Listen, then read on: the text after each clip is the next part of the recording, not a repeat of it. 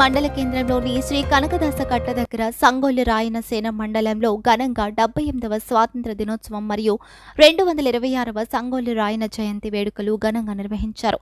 ఈ సందర్భంగా రాయనసేన కమిటీ సభ్యులు మాట్లాడుతూ సంగొల్లు రాయన జన్మదినమే మన భారతదేశానికి స్వతంత్రం వచ్చిందని, ఆయన మరణించిన రోజే గణతంత్ర దినోత్సవం వేడుకలు జరుపుకుంటున్నామని పేర్కొన్నారు.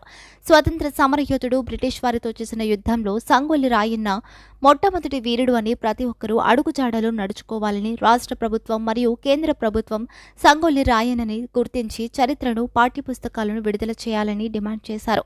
ఈ కార్యక్రమంలో సంగొల్లు రాయన సేన మండల ఉపాధ్యక్షుడు బీరప్ప, కార్యవర్గ సభ్యులు విజయ్, భీమా, మహేష్, సంతోష్, కోరమండల్ రాజు, వై చంద్ర మల్లప్ప, మేకల నాగప్ప, కె రాజు, బీరప్ప, పూజారి లింగప్ప, నల్లారెడ్డి, అధ్యక్షుడు వెంకటేష్, రాయన్న అభిమానులు పాల్గొన్నారు.